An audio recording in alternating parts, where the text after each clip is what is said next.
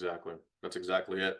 So you keep referencing, and I want to bring it up now, the book to your left, Pay Up, Preventing a Disaster, right? Tell me, like, what was the motivation behind that book? And tell me more about it.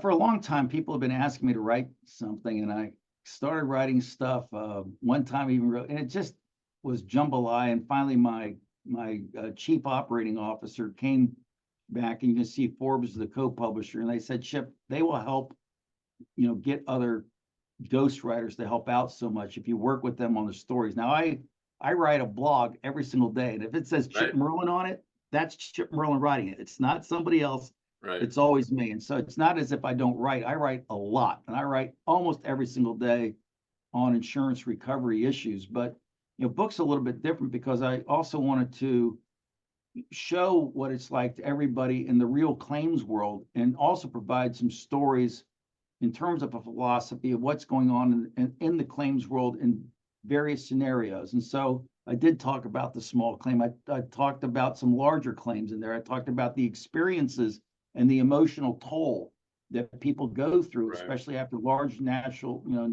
disasters. It's People don't want to talk about how traumatized many policyholders are. I mean, so if you're a contractor out there and you're seeing somebody's house just burned down, or they've just gone through a hurricane, the person you're dealing with has gone through a very traumatic emotional time. And sometimes the insurance companies, and how do I say this the right way? It's even they have fatigue trying to deal with people like that.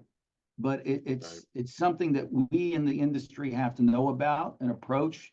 I was just a good bedside manner by contractors, by public adjusters, by insurance company adjusters is needed. And people don't want to be reliving everything every week. You have to go through this. So Right. oh, we need this, we need this, we need this, versus trying to get your job over and done with, making it as easy as possible for people, is really good for people's mental health as well. Well, Sometimes not talked about. So these are things that I wanted to write about in the book, and with the help of Forbes, eventually it got written up, and Forbes is great.